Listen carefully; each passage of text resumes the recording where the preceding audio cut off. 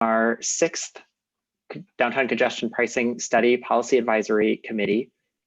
My name is Colin Dentalpost. I am a planner here at the San Francisco County Transportation Authority and the manager of the Downtown Congestion Pricing Study. And I'm here with our team, and it looks like we've got a number of Policy Advisory Committee members joining us here, so that's great to see. And then, of course, we're also glad to have a number of members of the public here as well. So I'm gonna get started here. And to do that, I will need to share my screen.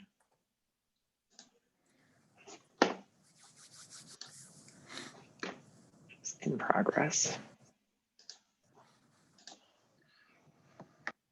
All right. So everyone should be able to see that now, I think.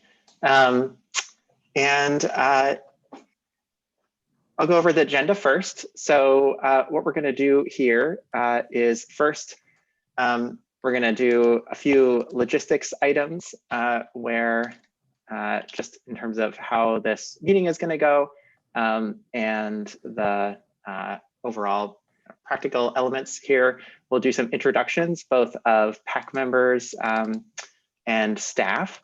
And then we're going to give a little bit of background. We had shared a slide deck with all of you, and you can access it. Sorry, I'm just pulling something up here.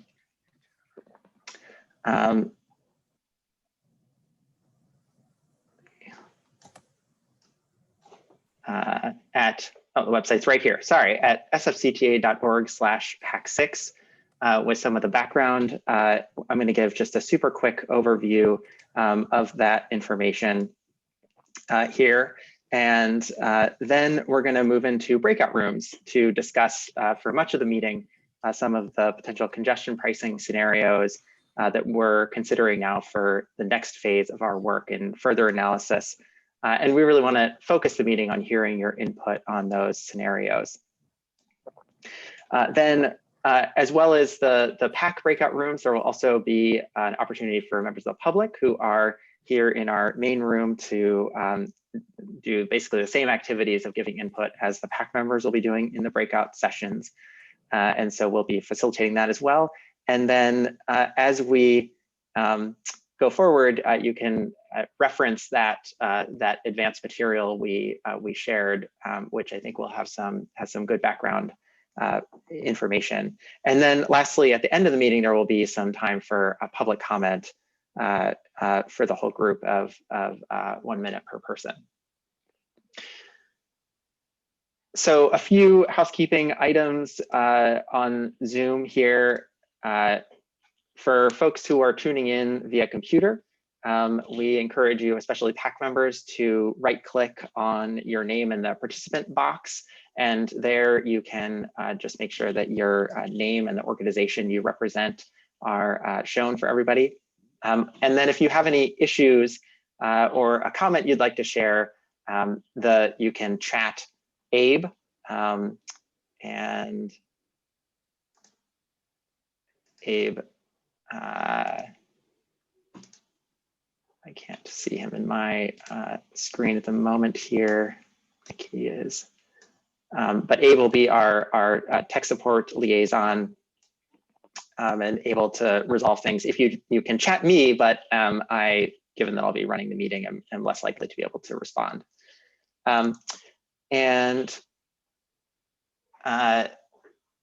Here is also, if you cannot get the chat to work, you can also send a text message to this number, 415-930-3132, and we can try to work on your tech issue that way as well. It's another option. So at this point, we'll move on to introductions. Again, I'm Colin Dentalpost, and the project manager here at the San Francisco County Transportation Authority. And I am here with Rachel Hyatt from also our planning team. And then we also have several other consultant team members on our planning side of the house. Jennifer, Kate, and Emily are all with us as well. And then from our data guru, our technology data and analysis team here at the Transportation Authority. Drew Cooper is with us. We also have from our policy team, Michelle Beaulieu, and then some folks on our communications team, both in-house staff and consultants. So Eric Young, Brittany, Jan Page Miller, Abe, Bingham, Brooke, Julia, and Paisley are all also here. And you may meet some of these folks in breakout rooms or the public session as well. So at this point, I'm going to ask Abe to go ahead and make the chat public so PAC members can introduce themselves in the chat window. And I'll just wait a minute for folks to go ahead and do that. Some folks are excited about this idea, as well as some of the safety and health and overall quality of life, especially for. And it sounds like somebody is listening. That's a horrifying sound. That sounds like my very own video. Let's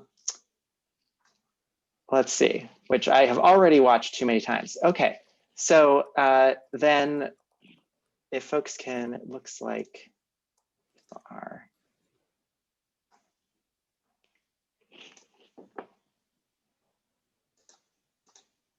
See a few people have introduced themselves in the chat. I'll just waste another minute for folks to do that.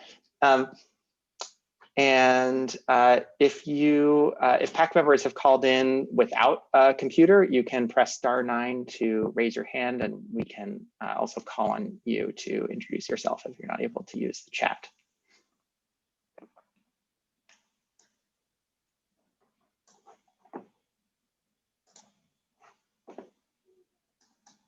It looks like.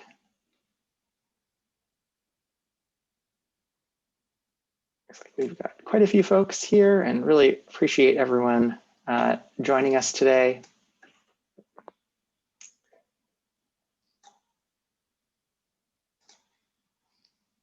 And maybe as folks continue, if there's anyone still here who needs to introduce themselves, we can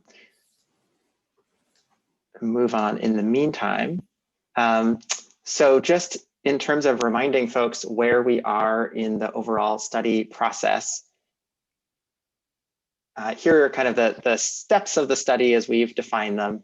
And we are in step 5, or rather we're about to move into step 5. We're kind of seeking your input as we move into step 5. And basically what we've done here is we're trying to confirm our definition of some scenarios to analyze based on the input that we've received from a pretty substantial round of outreach that we have wrapped up just recently, and also some of the analysis that we've been doing so far. So the video that somebody was watching and is accessible on our website gives you an overview of the information that we've been gathering together to inform this decision. And then so we are going to walk through the options here. And then the idea is basically we'll analyze those scenarios and then do some more outreach and ultimately come up with a recommendation next year. So I'm going to walk through kind of how we developed at the end of the material we distributed before the meeting. We finished that with an overview of what the scenarios we're looking at or proposing to look at further are, and looking for your input on those. So I'm going to just walk through how we've kind of built those scenarios. And the overall idea here is we've got these 3 scenarios, and the first numbers 1 and 3 here are really focused on means-based discounts and subsidies. And so we'll see what that means as we work through here. And the other option, we still really think we need to focus on means-based discounts, but the means-based discounts are not quite as deep and substantial here. And instead, we've added in some other options for resident and bridge toll payer discounts as well. So another distinction between the scenarios is we're suggesting that the first two scenarios, 1 and 2, have inbound fees where people would pay to drive into the zone, the congested zone, but not to drive, drive back out of the congested zone during. And just as a reminder, we're looking at those morning and evening peak congested periods.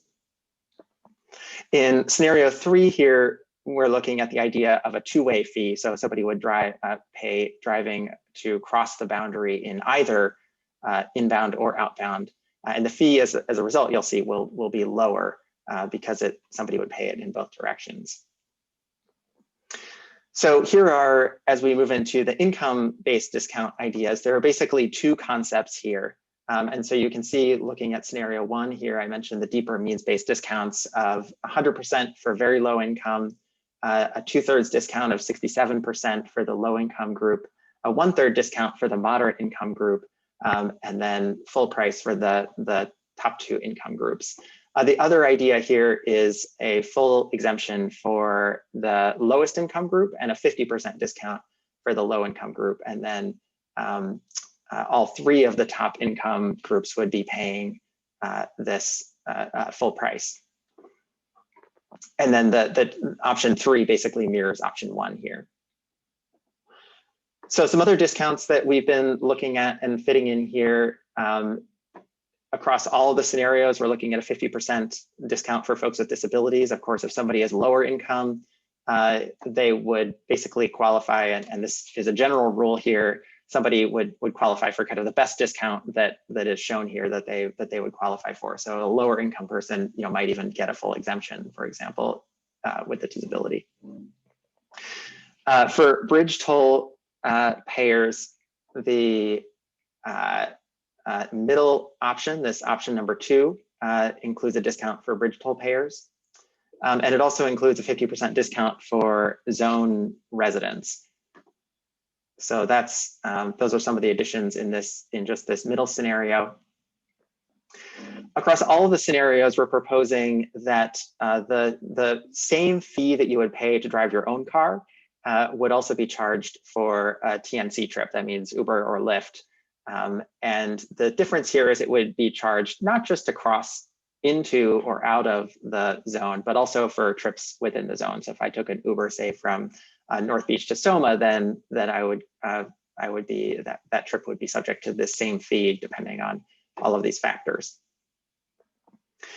So another thing that wouldn't change would be across all of the proposed scenarios we would just assume that there would be a cap, so that if you made more than 2 round trips, you wouldn't have to keep paying if, for example, I've got multiple child drop-offs or something. We'd want to not keep racking up charges there. And then the last element that does vary across the scenarios is a transit subsidy. So this is a discount, further discounts on transit fares for people who are low income, and particularly that very low income group.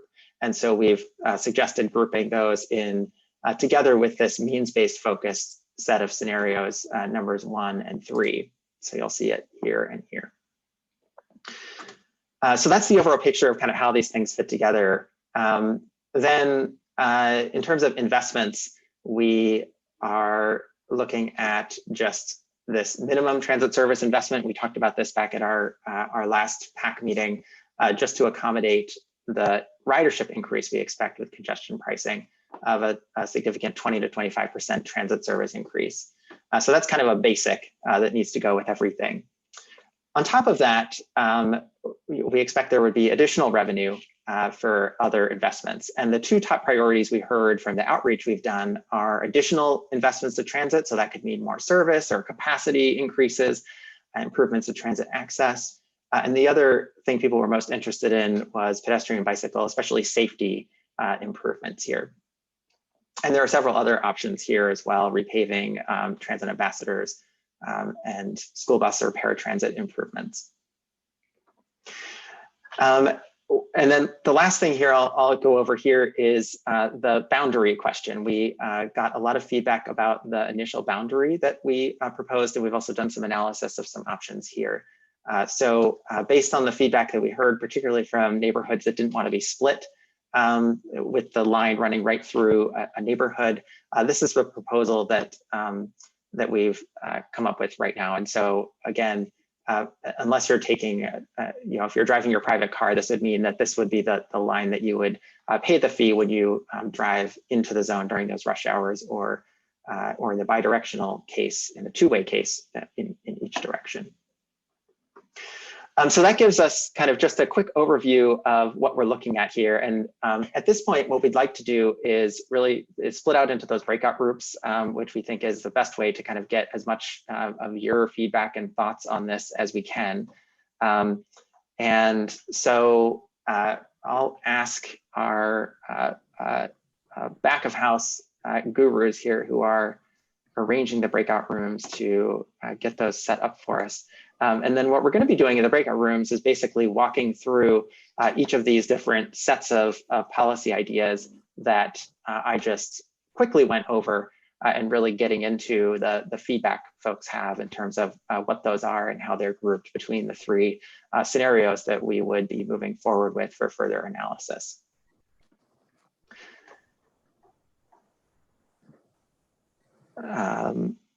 So Eric, are you splitting us out here? Yeah, Colin, thank you. So in just a moment or two, the members of the PAC, you should be seeing an invite to a breakout room. If you would please click on that. And I'm gonna beg forgiveness for any PAC member that I didn't assign so far.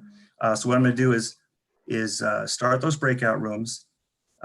Then the rest of everyone else will be in the main room, and we will do the same exercise and discussion that they're going to do in the breakout rooms. And so if I missed any PAC members, please identify yourself, and then I will assign you to a breakout room. So please look for your invitation in just a second.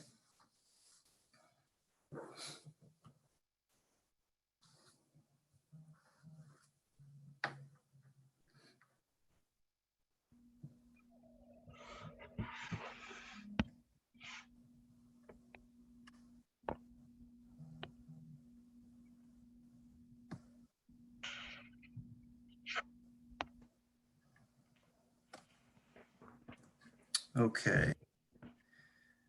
All right, so I think that first round of folks went to breakout rooms. At this point, I just want to ask any PAC members that I may have missed. And again, I apologize, but if you would please identify yourself at this point. Hi, Eric. Chris here. Hi, Chris. Hold on just a second. And Jonathan as well.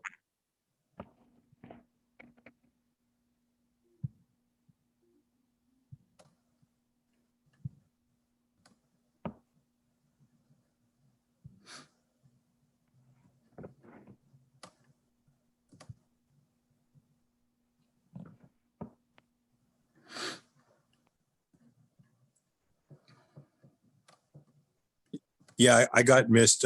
Steve Martin Pinto, west of Twin Peaks Central Council.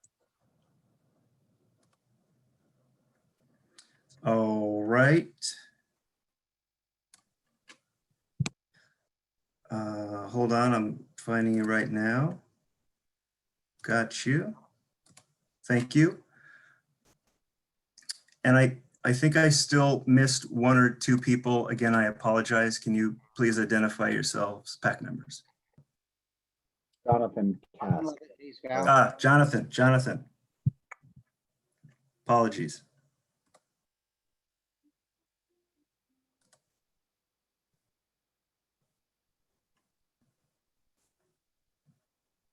All right. Okay. Any other PAC members that I missed? Robin Levitt from Hayes Valley. Okay.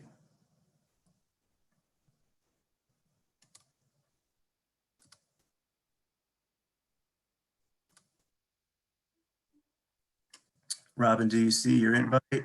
Yes, I got it now. Okay. Anyone else, please?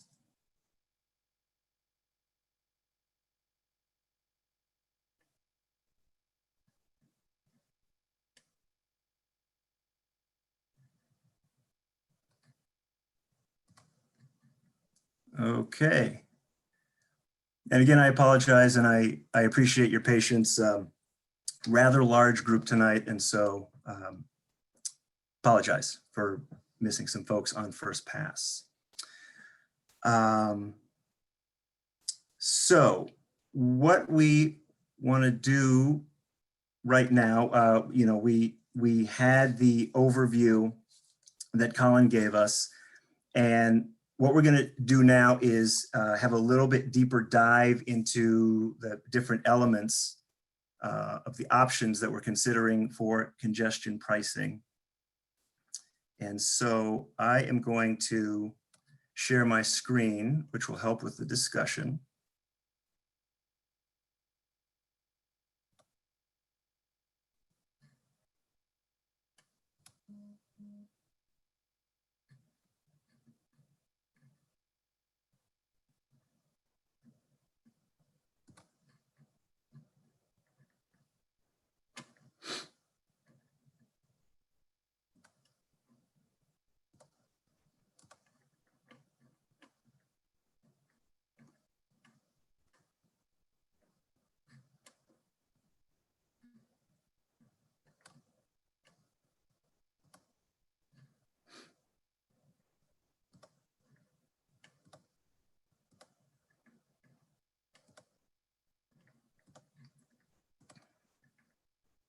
Okay, can folks please let me know if they can see my screen?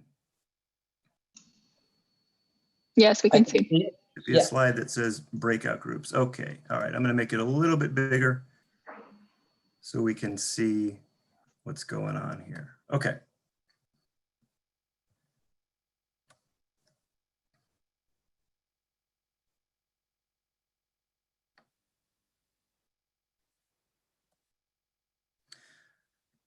Now, just going back to what Colin started the night with in terms of the overall presentation, I want to take just a few minutes to see if folks had any general feedback on what you heard so far. And this is really designed to just be kind of a lightning round to quickly gauge people's thoughts about the different options that are under consideration. I have a quick question. How are the income levels determined? The income levels that we're looking at now are based on existing income levels, primarily devised around housing, affordability, and area median income. We could consider adjusting those income levels, but that's what we're looking at just for modeling and getting a sense of who might qualify for what. But the sources for those are like, is that like American Community Survey, et cetera? So what they're actually derived from, I don't know, but these are common income breakdowns that are used in San Francisco and the Bay Area. So I'm sorry, I don't know what they are further derived from. How do you? The data you're asking for is personal information about the individual, family composition, income, etc. That's of the individual who may be the occupant of a vehicle that is going to enter or leave the congestion zone.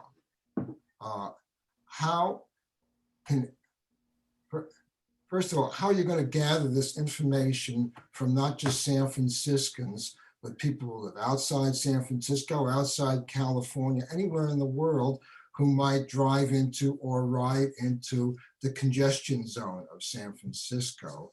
And how can this be matched to a vehicle? With Fast Track, a vehicle drives over the bridge, through the toll gate of the bridge, or into the high occupancy vehicle lane, or something like that. It registers the toll for the vehicle. How do you know who is the occupant or the owner of the vehicle to match up all this personal data? What if I'm riding what if I'm driving my car and I'm riding with 3 other passengers, some of who are high income, some of who are low income, some of who are singers, etc. How is this going to match to the sensing device catching a picture of the vehicle? Are you going to measure the occupants? What do we have to be microchipped Okay, Daniel. like dogs?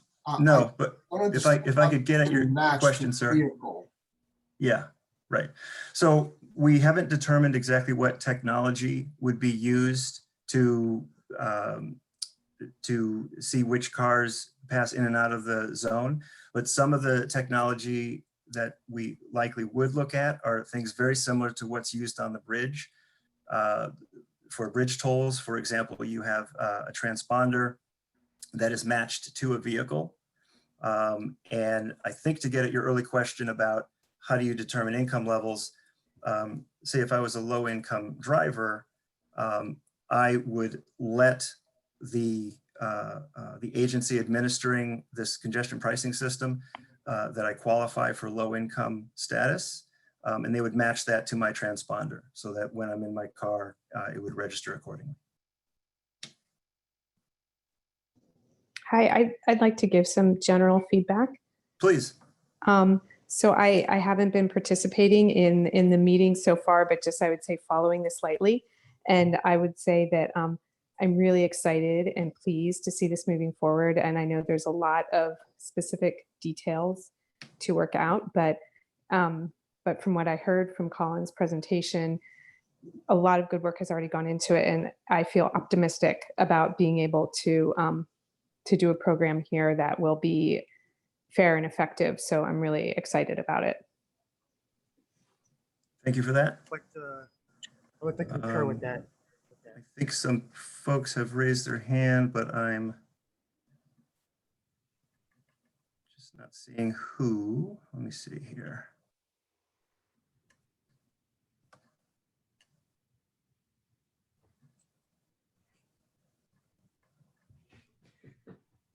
Could I make a comment? Please. So Treasure Island is a nuanced situation out here, but I was wondering how like general zoning and things like that will apply, because we're going to be getting hit with a congestion toll ourselves for the island itself, and then it seems like a toll to go downtown during those times. I know it's probably a super nuanced question, but I wonder how it applies for a community that's literally an island that doesn't really have the choice to avoid these tolls. Besides with just the bus, it's the only non-tolled thing. It's the free bus on and on, but there's no bike path and other things. Right.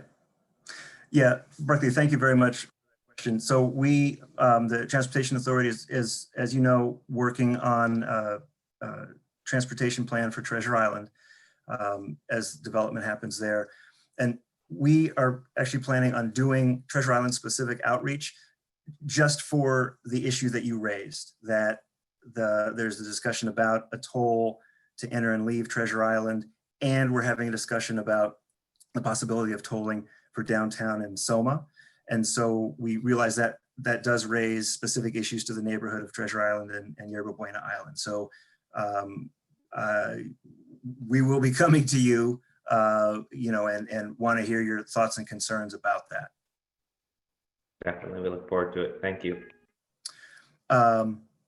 And so I want to, if I could, maybe hear quickly from, I see 2 other people with their hands raised, and there are a bunch of other things that we want to hear your comments on. So Mary, if we could hear from you, please. Hi. I've been very active. I'm a native of San Francisco, and I never heard of any of the meetings, none of them that went on. And I'm really concerned that because outreach is not the same as data or input from residents of San Francisco. And it seems that it's a really small number of people that have had the chance to contribute to this idea. And I'm also with Daniel about questions about how the affordability is supposed to work. and concerns that were in the proposal that people have raised about congestion being caused by ride shares, and yet a cap at 2, right? But mostly it's really concerned because, again, outreach is not data gathering or input. And friends of mine who live in London, and I am there some of the year, that congestion pricing wreaked havoc with a lot of people, because downtown was where they went for theater, was where they went for shows. They would go maybe now and then, but they had a transit system that works and we don't. It shouldn't take, and all of this would work if we had a transit system that functioned. But the truth is we don't. It shouldn't take me 2 hours to get from downtown to Noe Valley. And it does. And my other concern is really that I want to know what problem this is supposed to solve. And you keep talking about congestion, but if congestion is residents, it's one thing, but if it's rideshare vehicles, it's another. And so to lump them together is not right. And the other question that comes up is for those of us that sometimes drive downtown 1 day a week for work, suddenly that may be an expense we didn't have to anticipate. Or for those of us that drive downtown for an event, say, in a year when this is over, that just seems like an unexpected expense that's going to deter me from doing that. And that is a concern that I never had a chance to express. And if this is meeting 5, how did I miss 4? It just, so I think, and I'm just expressing, I'm also talking because my neighbors can't be here tonight.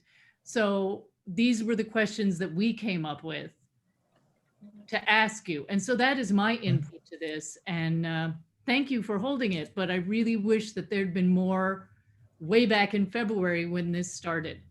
And I know the pandemic affected everything, but really this should be a citywide data gathering, not an outreach thing, because then it seems like you guys have already decided and it's just a question of how much we're going to have to pay.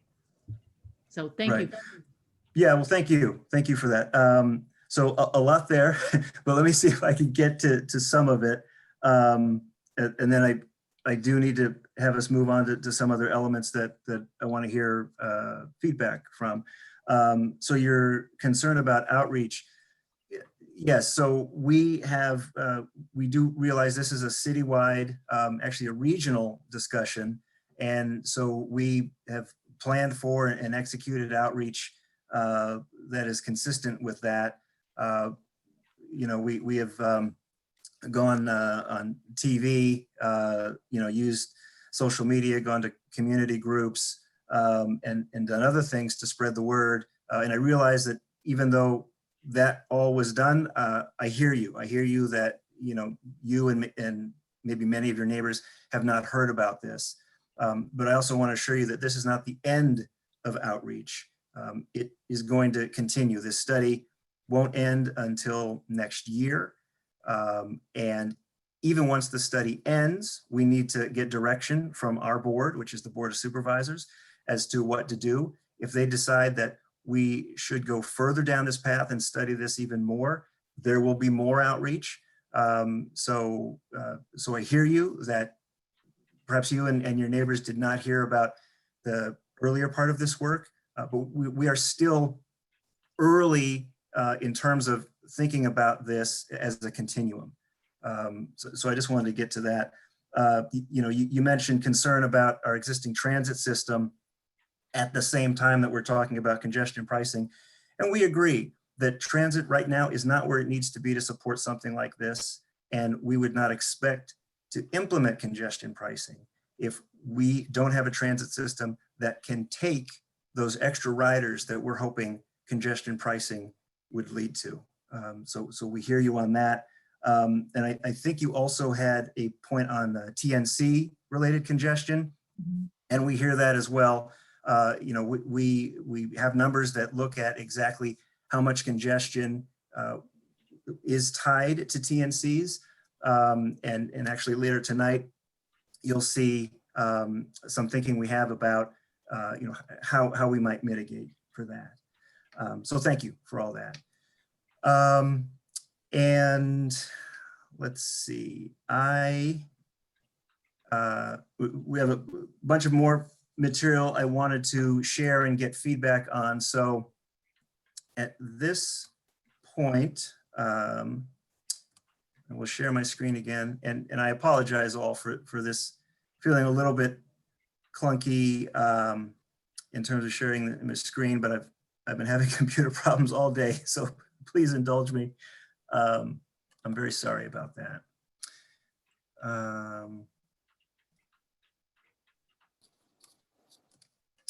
Okay, so just to Thanks a lot.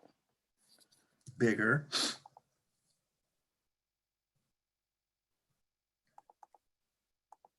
Okay, so sorry. So we're going to have a little more focused discussion about some of the elements that we're considering for a policy.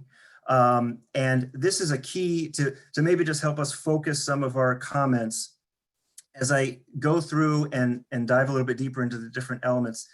Please keep in mind, these four things. We'd like to hear if you think that particular elements are something that we need to have if we have congestion pricing. We'd like to hear from you if you feel that we should explore more on something with regards to congestion pricing.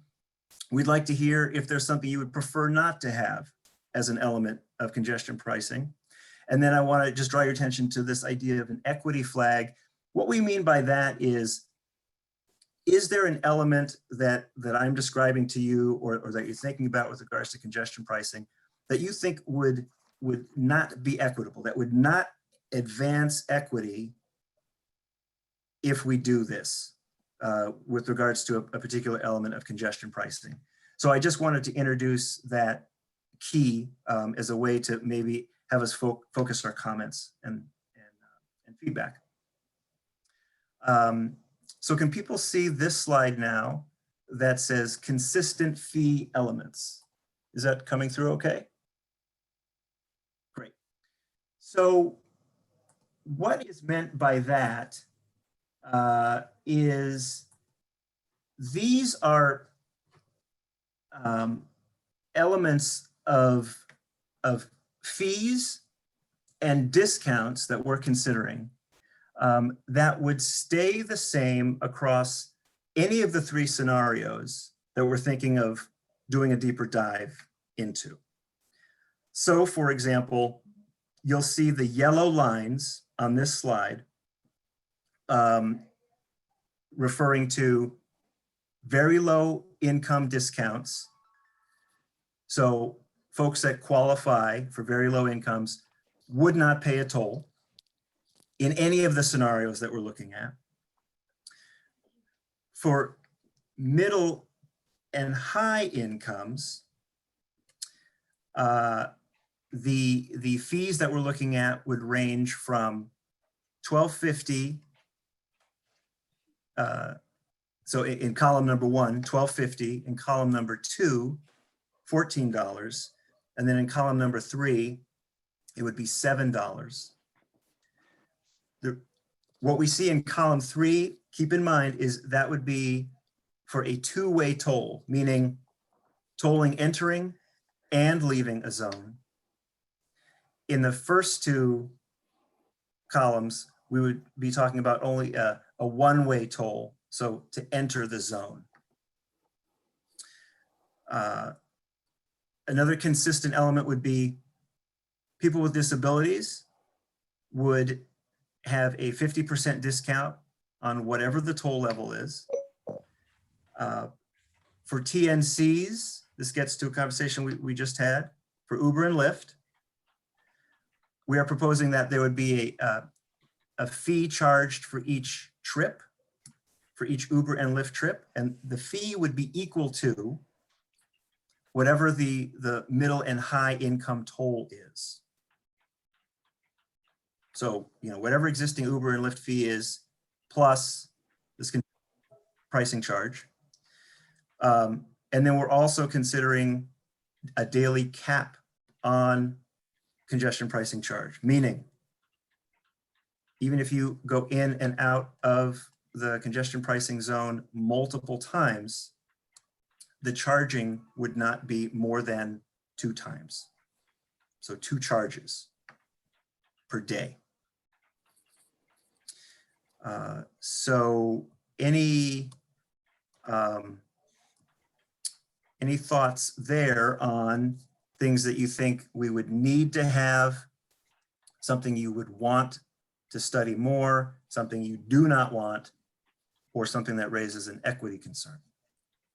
The middle and high income of whom? The driver of the Uber Lyft vehicle, the passenger? Does it make a difference if the Uber if they're driving a rich passenger or a poor passenger? Right, so we would not, so under what we're, To the vehicle. under what we're proposing to your Uber and Lyft question is it would be per ride. So if it were a low income rider in the Uber or Lyft, we would not have a way to make that distinction. And so that fee would apply to that ride regardless of the rider's income. So that raises an equity flag for me. Okay.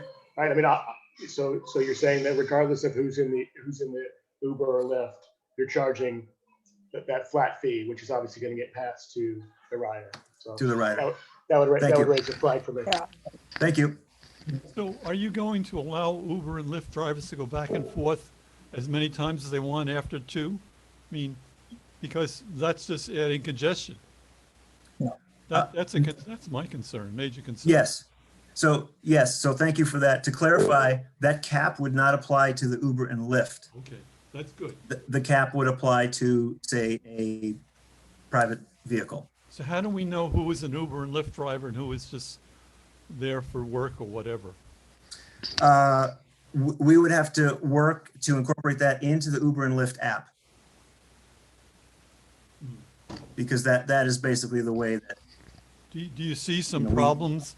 Because Uber and Lyft is kind of sanctioned by the state. They kind of finessed anything San Francisco might want to try and do to them. I'm sorry, I didn't catch all that question. So Uber and Lyft are kind of charted by the state, and they Yes, just they're regulated by the finesse state. it. I don't know. Do you really think we can treat Uber and Lyft drivers differently than any other driver? That's really my question. How are you going to accomplish? Well, so we would have to dive into that. And yes, we would potentially have to work with the state in order to implement that element. I hope that's not prohibited by Prop 22. Probably is. Yeah, and just to follow up on that, when they're not actually picking up somebody, right? So they would not, when they're not picking up their private, they could be a private citizen. So they could be considered a private individual if they're not picking up somebody or dropping off somebody at that moment. Mm-hmm.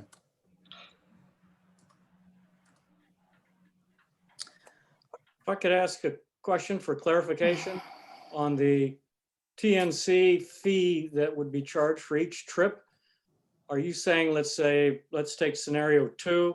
Are you saying, I think you said that it would be $14 per trip charged to the TNC, or did I mishear?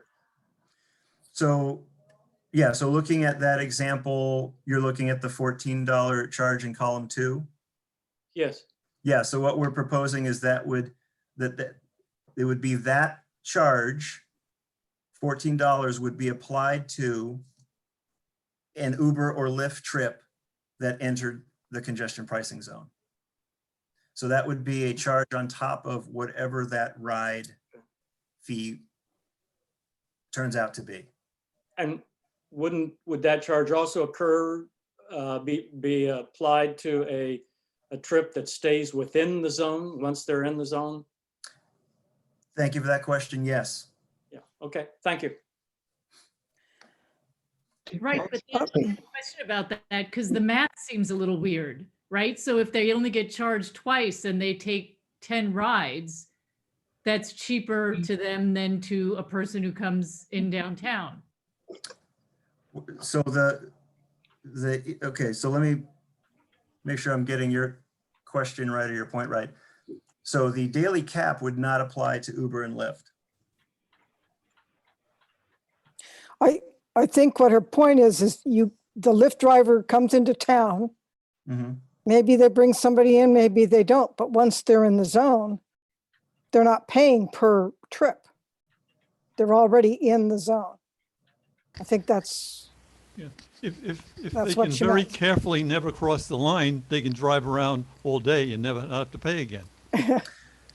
No, they would be paying within the zone. so that is a good example. What we're envisioning though is that driver comes in from wherever, looks for a fare within the zone. And even if the fare that they get begins and ends within the zone without ever crossing the line, that per trip fee would still be applied to Uber and Lyft. And that's where working within the app would be necessary, because we would need to know, the app would track where the Uber or Lyft is, and the fact that they had a fare within the zone. So it would be whatever that fare is, and then adding on the TNC fee, or the Uber and Lyft fee. Right, but they're not giving their information to the state or the city. So how are you going to get them to give information about when their drivers are in the zone? So it would only work if we get that information. And, again, we're talking something like this being implemented several years in the future. So yes, right now, cities do not get that. Several years in the future, for what we're talking about, we would need to get that to make it work. Is there a legal? It would have to be part of the legislation, Eric. I'm sorry, I didn't hear the legislation question. It would have to be part of the legislation. The authorizing legislation would have to include that requirement. Apologies, I'm not seeing any hand raising icon, so I'm just going to cut in. Sure. With regards to TNCs, aren't you simply going to invoice the company, not the drivers, based upon however you gather data on how many drivers enter and exit the zone, presumably because they have transponders on their cars, if they voluntarily put them on the cars?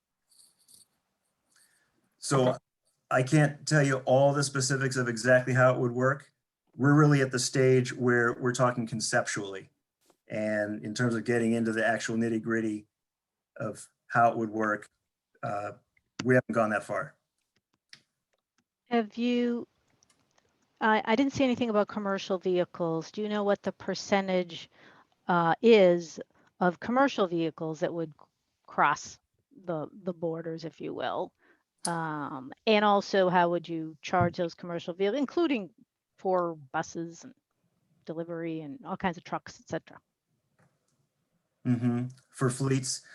Yeah, so that is also something that we're taking feedback on, is, how people think that we should be addressing fleets like that, commercial vehicles. So any thoughts on what you think would be a good policy? I mean, as someone who lives within the proposed congestion zone, yeah, commercial vehicles are a huge problem. And I think, even higher fees for them just because of the danger they pose, or maybe lower the fees for off-hour deliveries or things like that, just as a way of maybe reducing the risk of, for pedestrians and cyclists around. I completely agree. I would support lowering the fee off hour, but if there's a contract going downtown or delivery, that's an essential thing, and we don't really want to stop it completely. Yeah. I mean, if this goes through, you've put Uber and Lyft out of business completely. I don't think that's so. fine with me, think but that's they true at didn't all. spend the $200 million because they expect to go out of business pretty soon. So thank you for. Eric, I didn't hear it, but quick question. Did you say the times? I didn't hear, I think we just heard something about times. Does the congestion pricing run 24/7? Does it have a scale that's, during the middle of the night for deliveries that there's, like in London, somebody mentioned London earlier, where you can deliver in the middle of the night and not get charged that fee? Is there higher rates at peak hours. So can you just speak Sure. a little bit to that? Yeah, to get to your time question, what we're thinking about now is Monday to Friday. So Monday, Tuesday, Wednesday, Thursday, Friday, and rush hour in the morning and in the evening. And what we're thinking about roughly right now for rush hour is 6:30 a.m. to 9 a.m. and then 3:30 p.m. to 6:30 p.m. in the evening. Again, that's just for, kind of modeling purposes at this time in terms of what we consider rush hour. So early morning, midday, and evening, no toll. Weekend, no toll. So one of the things we want to reduce. Steve Martin Pinto here. I'm sorry, I'm joining this conversation kind of late. I know people were talking about charging extra for commercial vehicles. I think it's a really, really bad idea. You're going to drive a lot of merchants, especially in Chinatown, out of business by doing so. A lot of these businesses on Stockton Street and Powell Street and Grant, they depend on their daytime deliveries. They may not even be able to get commercial vehicle drivers to work during off-peak hours because a lot of them have a schedule that they got to work as well. And to get them to deliver off-peak hours, that's going to put an extra burden and an extra expense, not only on the commercial vehicle drivers, but the merchants that got to stay open during off-peak hours to receive those goods. And a lot of times those vehicles are delivering fresh goods. They got to be delivered and sold the very same day. So this is a huge, huge thing that we got to consider. And also, as someone who works in Chinatown, I just got to warn you that a lot of people who work and live in Chinatown are not aware of this congestion pricing thing at all. I know that you've been doing outreach and trying to get more people to know about this and be aware about this, but I think there's still a huge knowledge gap, especially in Chinatown, of people who don't know about this coming. And I tell you, you got to get their buy-in, otherwise we're going to fight this thing tooth and nail. I'm just saying. Thank you for that. Not to So I do need to move us ahead, just because there is more material for us to be thinking about. So as we touched on in the beginning presentation, we're thinking about income-based discounts that would apply for a policy. Just so that you know, in terms of the outreach that we've done, income-based discounts were very popular across the board, regardless of neighborhood or group that we were talking to. And so what you see in front of you are what we're proposing to do a little deeper dive on. And you will see under column 1 and column 3, the blue boxes. That is to indicate the level of discount being, or rather the percentage of discount being the same in both 1 and 3. In column 2, you'll see slightly different percentages of discounts, and wanted to see if there's any questions I could answer about these, or hear any comments that you have about, again, something you think definitely should look more into, should not have, or that raises an equity flag. You need an incentive for electric vehicles that even middle and high can get a small discount if we get electric, because that's what the governor is pushing, that's what we're pushing, that we're trying to reduce pollution and all that. I actually don't agree with that. Yeah, I wouldn't agree with that either. Yeah, I think a lot of the danger posed by cars in cities have nothing to do with them burning gas. And What from my the program's objective, one of them I thought was to reduce pollution. Is that not correct? Well, what is it? Like more than half of the pollution of a car is from its tires and brakes, not even from gasoline. And yet communities in several places across the city have issues as it relates to PM 2.5 stemming directly from gas-powered vehicles. I very much agree with your read on PM this. 2.5 also comes from brakes and tires. It doesn't just come from gasoline. I'm concerned that anything that we do to make it easier for somebody to drive downtown is defeating one of the purposes of this. And for me, that also includes having a period when you don't charge in the middle of the day. Because what has happened since the pandemic is that vehicle miles traveled has increased a lot, but spread across time so that we don't have as much in rush hour. And that is congestion management, but that is not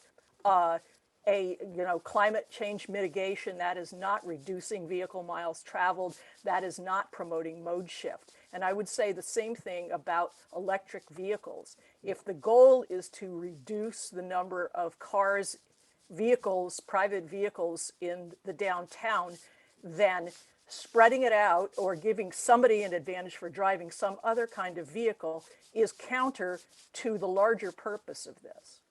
I want to add, I would agree with that. I agree. Agree 100%, Nancy. 100%. We want to reduce congestion so Muni can move better. So any car except essential trucks and stuff like that we have to be gentle with. And any time of the day, we want Muni to move as well as it can. So the people who really want to ride Muni and don't need to bother with their car. And that'll get us to a climate change. So, Wouldn't part of the solution though be to make Muni move more smoothly? To give Muni buses signal priority? that's only part of it. I don't think that's double exclusive, parking yeah. and triple parking is what screws Muni up. So I appreciate all these comments. I just wanted to direct us back to the discount levels Yeah, that started this discussion and see if anybody had anything Yes, specific to say I along had- those lines. I had something on that. The discount levels we're talking about family of 4. But that's not necessarily indicative of drivers across our city. So for instance, the work that I was doing before the pandemic was shift work. So I might have to come in during a busy time, but I'm leaving in a non-busy time. And because my shift work doesn't match the hours of all the buses and all that, I had to drive in. But if I had to pay $14 a day to drive in, I mean, that is a huge hardship, quite frankly, because when you come in, you have to pay anywhere from $15 to $35 just to park. So, but because the transportation does not meet the schedule needs that I have, and many other shift workers have, we're often forced to commute, even if we didn't want to, by car. And so I think even very low income, a family of 4 at 65K, well, I mean, if you're an individual making 75K or less, $14 a day is a huge, huge amount of money to pay. I'm sorry, it's not, I just think it's bad for business. I think it's bad for workers coming into the city that have those kinds of shifts who don't have the option. I live in San Francisco, but I know people who, and I'm south of the border that you've described, but I'm in the city. So there's a big part of me that says, first of all, I think residents shouldn't have to pay at all. Second of all, people that I know that were in the same business as I do, they come in from Marin, but the Marin transportation times are completely opposite of their schedule. They don't have a choice. So I think we're punishing people because they're working in the city, as well as people, punishing people because you are a shift worker, and some shift workers only make that $15 an hour. I agree. Agree. So Yeah, I also, Cornelia, just to follow up on your thought, do you think then, say the very low income definition should have a higher income threshold? Because Well, I think it should be either a higher income. Well, I don't think this should happen at all. So I'll say that right out. Okay. But if you're going to do that, I think you have to raise that threshold, because I'm one person I'm one person and I've never made over $100,000 in a year. And I Yeah. would find it right now, I break even on my expenses in the city and I will probably have to move. If you're pricing people out of the city, this is just nothing but a tax. It's a disguised tax as far as I'm concerned. So if you were taking that and putting it against my income, then I'm paying a whole nother percentage of tax. And I don't have that figure in front of you based upon what my commute would be. I'd have to figure that out. But to me, it's another tax. And I don't think that most of us can afford this. If you're on the kind of schedule that I was on. Mhm. And there are times when I've had tried to take Muni and I remember waiting at 6 o'clock on a Sunday because I was working on a Sunday, only to discover, only because of the app on my phone, that there was no service that day for some reason. I didn't know that. I would have driven in if I didn't know. But so there's things like that that come up. I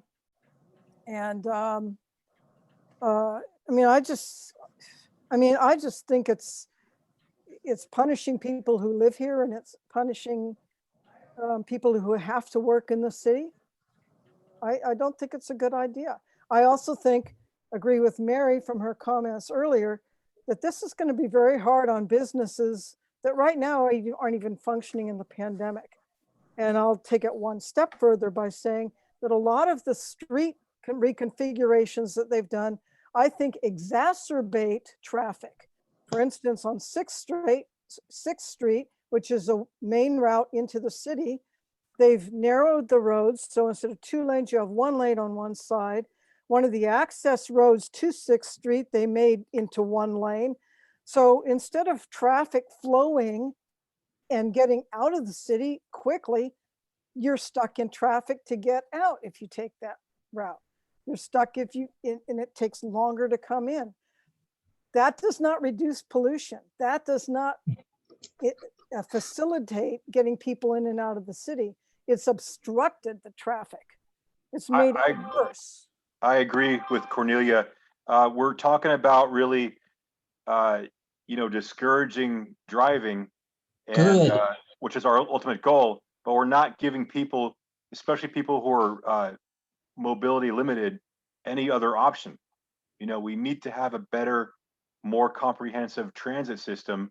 And I know our T3 Central Subway is due to be up in about a year or so, but even that is not comprehensive enough. It should go to Fisherman's Wharf, which is not scheduled to or planned to for another 10 to 15 years, if at all. So But isn't this step one in getting better transit by subsidizing transit potentially? Yeah, but I think you have to come with a plan. I don't think it will, because every time these tax funds or tolls or whatever, it goes into the general fund, it gets plundered for other projects. We got to have. That's not true here. What? Let's talk about the transit subsidies. Yeah. So Hey, Eric. Got to cut our budget. Eric, this is Alex Sweet from the mayor's office. Can you send me over to the policy advisory group breakout room, please? Hi, Alex. Yes, please hold on. Thank you.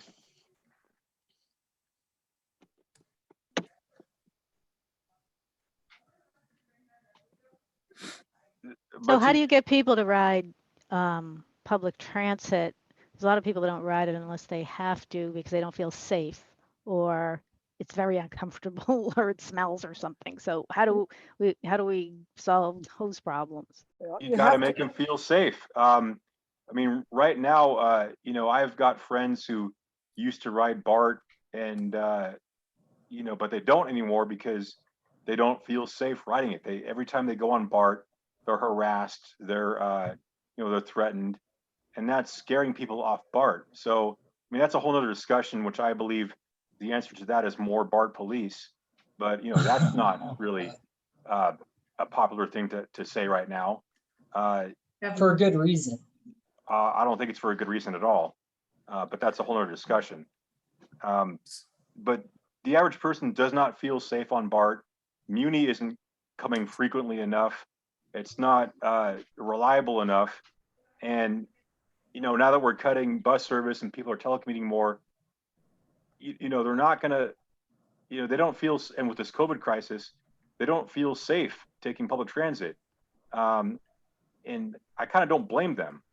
So Okay, thanks. their options are either to drive or telecommute. And if they have to drive because they don't have the kind of work that allows them to telecommute, you know, that's what they'll do. And, you know, that they're going to like, it's going to hurt them. So I think a need to have in this plan is a comprehensive transit improvement plan before bringing this to people, because people got to imagine how they're going to operate in the system. Even in Vancouver, where they're looking at a very similar scheme, Vancouver has amazing transit compared to the Bay, and there's a lot of pushback regionally in the Vancouver region. And people can, there's a 50% mode share for transit, bikes, and pedestrian. People only drive 50% of the time in Vancouver, and they're still having a hard time stomaching this. Yeah, yeah, I agree. So this is a great conversation. You know, believe me, we can go down all sorts of different paths. But I do want to bring us back to some of the specifics of options that we're thinking about. And I do want to acknowledge some of the things that I heard earlier about improving existing transit. Because yes, in order for us to have a successful congestion pricing program, if the city adopts one, we need transit to be in a better place than it is now. So I've heard little strains of that. I want to acknowledge that and let you know that we agree. Okay. So on the, whoops, I have one. I jumped ahead by mistake here. Can I make a comment? Yes. I think that what you're hearing is that we kind of have a little bit cart before the horse here in the plan or the planning. Now, the title of this thing is congestion pricing. So presumably the number one goal is to reduce congestion. And we've kind of mixed this whole thing up with a bunch of other goals as well. For example, if we really wanted to reduce congestion, and we all know that congestion is a very nonlinear process, you would charge more for people who came in more frequently. For example, if somebody only came in once a month, you might not charge them at all. If they came in every day, you charge them more. If you came in 3 times a day, you charge them even more, and it would be nonlinear up if you were really interested in congestion. But we now put in a lot of other things to, you know, under the guise of equity, when fairness would say, if we were really reducing congestion, that if that was really our goal, that we would do something quite different. And, you know, in fact, whether somebody is disabled or low income or whatever, they produce just as much congestion as somebody who's high income. So the first question really comes, what is actually our goal here? I can understand all these things all sound good in a very practical way. And then, but they're all undercut by the fact that we don't really know what our goal is and what enables us to do something about that goal. One of which might be, and in fact is, a public transit system that works. Until we have all of those things, we really have the cart before the horse. So thank you. I agree with Paul. In order to what they feel about driving, because it's the only, you have to make driving more expensive, otherwise people drive. The history shows that when the rest of the Bay Area, 90% would drive to work every day by themselves alone in a car. In San Francisco, because parking was so expensive, people didn't do that. 50%, most people started to use transit or at least carpool. And so it works, the system of charging works. And all this messing around because it's inconvenient, we're gonna have to deal with that. Not everyone can carpool. Yeah, and but they have we need odd to make schedules it. and so forth. So how do you make it We still have to fair? get rid of congestion because community can't operate in a congested street. You have to invest Yeah, in exactly. transit first. No, you got to fix the transportation first. But no, this goes hand in hand with fixing the transportation. That's what they're saying. let me offer, if I could, let me offer, perhaps we direct our discussion to investments, because I think that has a bit of a nexus to what some folks are getting at regarding improving the transit and transportation system in San Francisco. If we had congestion pricing, we need to think about where would that revenue go that would be generated. And so one thing to start that conversation that I wanted to offer is this scenario where we believe that we would want to increase transit service by 20 to 25% across any option that we're looking at in order to accommodate an increase in ridership that we're thinking would come if we have congestion pricing. And so I'm interested in folks' thoughts on that. And that's not the only investment. There's another slide that goes over some more, but any thoughts on that? I think people are saying they want to invest. Here that the revenue generated from congestion pricing will offset the loss in businesses that will inevitably happen from this thing. So while you may project to gain however many millions of dollars from this congestion pricing every year, that may not offset the loss in businesses and therefore the loss in tax revenue that happens because of that. So assuming a lot of things. This may be a wash. This may be a wash, or Can it I may just even be a say- net negative. Can I just say, as someone who lives in the proposed congestion pricing zone, that this is really exciting to me to see so much potential revenue being poured into But mode that's not shift. guaranteed, though. No, wait, can I speak really quick? I let you talk.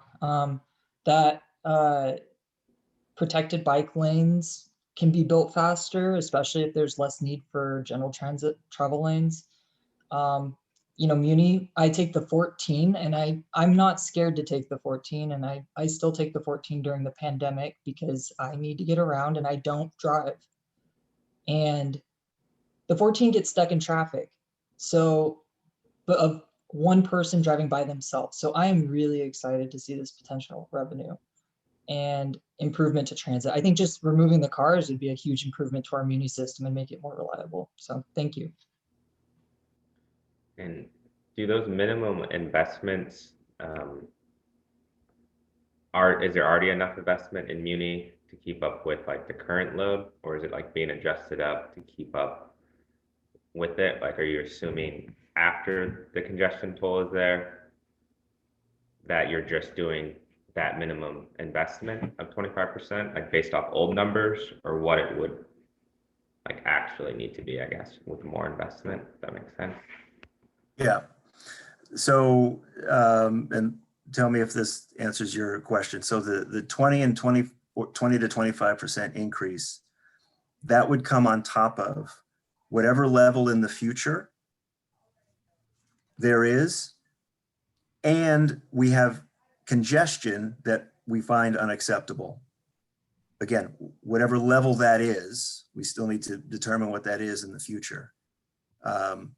So I'm afraid I can't tell you, for example, you know, we would have all of our Muni lines back up, you know, pre-COVID lines. This would be taking a scenario where we have street congestion that we consider unacceptable based on whatever we determine the criteria to be.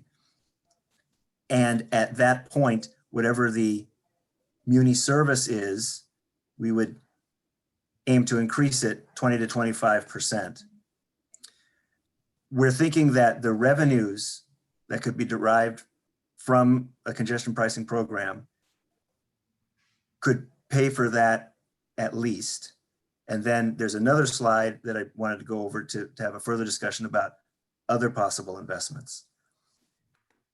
Does that So I think this is a good idea to increase investment. That's an excellent thing to be talking about. The problem is that the level of investment that is needed is really huge. Let me just remind you that in Manhattan, New York City is a city that's considering to doing congestion pricing. They've put it on indefinite hold for right now, but they're considering it. They have 151 subway stations in Manhattan alone. We have 9. And right now we only have 4 in the downtown area. That's 4 versus 150 in Manhattan. Okay, we have, and the level of congestion that we're having to put up with, if you go on Google Maps and ask them how long does it take to go, something like 1.5 miles in New York City. Like if you wanted to go crosstown in New York City, 1.5 miles, it will take you 40 minutes. And the path is to go all the way around the island. You have to go down the East Side Highway and up the West Side Highway, completely avoiding the city. Whereas in San Francisco, you can go straight across and it might take you, 10 minutes or 15 minutes, depending upon the time of day. I did this thing during the off-peak hours, so this only takes 10 minutes. At the peak hours, it obviously takes more, but I also did this comparison at the off-peak hours in New York City. Even at the off-peak hours in New York City, it takes 40 minutes and you have to drive all the way around the city. So, we have to sort of calibrate ourselves a little bit. If we want to really impose congestion pricing, the first thing is to get our transportation system up to the level that New York City has. And even then, New York City is putting up with this despite the fact that their congestion is much, much higher. So the question is, why are we so anxious to do this? Is there another reason? I don't, maybe there's another good reason. I don't quite see it, but maybe there is. We need to raise revenue. Foreign experiences besides New York. I mean, in Stockholm, where they gave the people a chance to vote on it afterwards, and we're getting ready to take it off after a year or so. Everyone said, "Oh, let's keep it." That's because it was easy for the people and fine for business. This is, it works every place in the world. It could work in San Francisco. I want to jump in here and just say I totally agree with the points that Paul's been making about prioritizing, what we should be focusing on with this project. And I would also point out that, on this, 20-25% into transit service, I mean, I've seen in the pre-read, there were some other items that were listed as, potential areas that some of the revenue could be used to support. I think school buses was one or something. My reaction is, too many of those other items smack of general fund kind of money. And, the last thing I want to see is a program that just disperses money endlessly into the general fund, which really lacks total control of that. So I think that the expenditures, the rules for how these expenditures are going to be used from the revenues has got to be tightly controlled in whatever legislation or whatever program may come about. Thank you. I wanted to continue the investment discussion if we could, because I also want to give us time to talk about the congestion pricing boundaries. That's the next and final part. But before we leave investments, I just wanted to point out what you're seeing on the screen right now, which includes things like the idea of pedestrian and bike safety upgrades. Again, these could be where we direct revenues from congestion pricing. And some other considerations are listed here, 3, 4, 5, and 6. Street repaving, transit ambassadors, improved paratransit and school buses. All these things are reflective of things that we've heard in outreach to date. And was wondering if this group had any comments on that or anything that you think maybe should be stricken from this list or added. This is Mary again. And again, I'm having kind of a hard time because I think we're often conflating our ideals with the practical information about what people have to deal with. Mm-hmm. And as a muni rider for my whole life, I know that it doesn't meet capacity now. So we keep talking about congestion pricing and all these other things, when at core of it seems to be our problem with not having a public transportation system that worked well even before the pandemic. And now we're talking about adding to something that was already below, not meeting capacity before the pandemic. So if you increase it 25%, we're just being where we were before, and that didn't work. And right now, the other place I go is over in the Potrero Hill. It's 2 buses just to get downtown. And that's easily an hour. So so I just think that part of this is the practicality about talking about public transit has to come way before we deal with any of this congestion, pricing, budgeting, because we don't have what this should be based on. And I realize that everybody's talking about bike lanes and pedestrians, but all of that is congestion too. It's a different kind, but it's still there. And the discussion seems kind of skewed in an unhelpful direction. I'm just not quite sure anymore what it is this is supposed to be about, because if it's congestion, then we clearly need better public transit and streets that work and bike lanes and clean pedestrian, but we don't have that. This is just this thing that's operating in an idealized atmosphere. And it's very frustrating for me to look at this and say, well, all these things should be happening, but I'm not quite sure that this is the way to do it. It seems kind of showmanship rather than actually getting things done. And it's very frustrating, because if transit worked, I think none of this would be an issue. But also in my life, it was easier for me when I was 20 to take transit or a bike. But as I approach my mid-60s, none of that is as easy anymore. And it's much more frightening now at my age than it was when I was 25, not just because it's scarier, but because I can't do what I could do then. And that's an issue in this that nobody seems to talk about. Yes, you can take a bike, but you can't if you've got a 2-year-old and a 3-year-old. You can't take a bike if you're 62 and have a bad hip. I mean, it's not realistic. What we're talking about here doesn't seem very realistic or grounded in reality. So that's just my contribution right now. Yeah, and I want to add to that, like, if I could, it's just like we're projecting that we're going to raise all this revenue, but there's no guarantee that it's going to be used for bettering transit. I mean, we've seen so far that we've these last several years, we've had a revenue windfall. We've had so much revenue from businesses and the increase in property tax revenue from the increase in home prices. That was our golden opportunity to invest in a solid public transportation infrastructure. We didn't do it. So why do we think that we're going to be able to suddenly do it now with this supposed revenue gain from congestion pricing when we didn't do it before? I mean, I'm just not really, I'm kind of with Mary. I just don't see how, there's no guarantee that this money raised, if there's going to be money raised at all, will actually be guaranteed to improve transit. And we would certainly have to keep that in mind when putting together any legislation that outlined a program, because what you're talking about has been a theme, right, that we've heard tonight. How do we know that if this kicks off revenue, that it'll go to the intended recipients? So you're bringing up a very good point about the importance of any legislation. Yeah, we got to bake that into this project. We got to bake it in so that any revenue that's gained is like a set aside that's directly to be used for the improvement of transportation infrastructure projects, like the extension of the Central Subway to Fisherman's Wharf or other mass transit projects.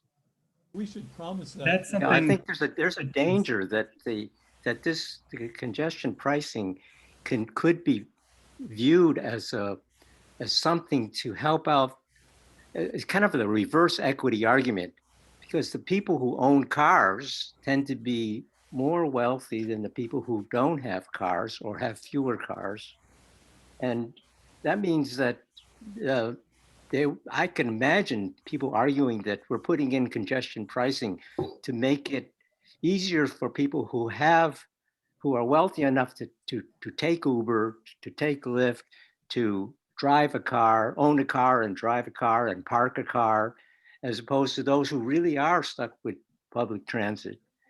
And, so I think that's the ultimate gotta be equity careful. argument, isn't it? But Paul, that is the crux of it, is that Mark Zuckerberg doesn't have to think about, what he's going to pay to come into the city. The rest of us do. Exactly.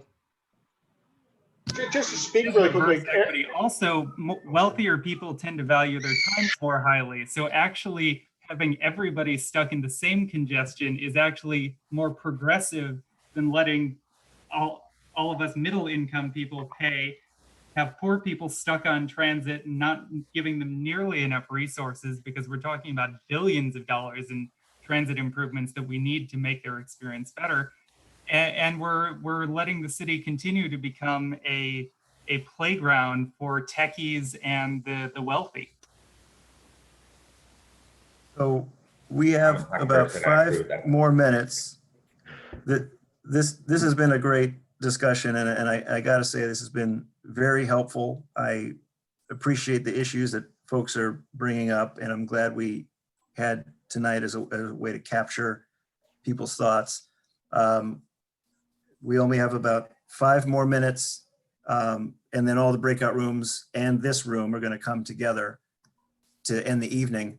But before we go, I wanted to make sure that people saw the proposed boundary of the congestion pricing zone, and answer any questions or capture your thoughts about what you see here. Now, hopefully you're able to see it sharp enough on your phone and screen. You'll see the boundaries here marked by Van Ness on the western side, Van Ness, Fulton, Laguna on the south, 14th, 16th, and Mariposa, and then east and north, roughly, basically along the Embarcadero. I just want to add, I think this is going to be a very, very, very tough sell to Chinatown. It's going to be a very tough sell. And Chinatown is like pretty much almost like right smack in the middle of this. A lot of Chinatown merchants and business owners, they depend on the tourism. They depend on the commercial vehicles supplying their shops. They didn't like it when the 480 freeway was torn down. That was a huge controversy in itself back about 30 years ago with Rose Pack and Art Agnos. And if that didn't go well, I don't foresee this going well unless you do a really, really, really aggressive amount of outreach and buy-in from them, which to be honest, I'm skeptical that they're going to be accepting of this. So that's just my observation. I work in Chinatown, so I know a lot of the merchants fairly well, and the ones I've talked to aren't even aware about this. So that's an issue in itself, but I just want to let you know about that. Yeah, thank you. And that is something that we heard. We were able to do some workshops with folks in Chinatown, and we heard those concerns. So thank you. Regarding the boundaries, I can understand why the boundaries are drawn where they are. There's kind of a natural boundaries, but you have to realize that the way the boundaries are drawn, they're very important facilities right on the boundaries. For example, UCSF is right on Mariposa Street there. And so if people are driving there, whether they have to drive there because they're disabled or whatever reason, they're going to be parking within several blocks of that, maybe 5, 6, or, and likewise on Van Ness. So this boundary thing needs to be some thought needs to put into this boundary. Yeah, as a resident of Dogpatch and a member of the board, I'm concerned with the way these lines are drawn, quite frankly. As Paul just mentioned, Mariposa cuts UCSF in half, which means that because they've just bought 4 buildings south of Mariposa. So there's going to be a substantial increase, I believe, in folks who decide they want to park in Dogpatch or Potrero Hill. I also think with regards to Potrero Hill, I think it's a little strange the way this is split between Potrero. You've cut basically the top of Potrero Hill with the other districts that are south of there or north of there, which is not a natural boundary. Yeah. So either take it north or take it way south, but just cutting a neighborhood in half, I think is a bad idea. I also just real briefly on the first 2 points previously with regards to the 20 to 25% for transit and the bicycle and pedestrians, I am wholly in favor of earmarking that money directly to those 2 items. Yeah, I agree with that part about splitting the neighborhood in half. I mean, as it's drawn, I'd have to spend $14 to go to the grocery store. I mean, 4 blocks away. So that's ridiculous. And that's ridiculous because that's not even downtown. I mean, I think this is way too broad, and I agree you shouldn't split the neighborhoods like that because your common services are right there. And sure, I guess I could lug a couple bags of groceries home, and I've done that before, but it's not that easy because you're going up and down big hills. So yeah, please reconsider that. Yeah. This is good feedback for us.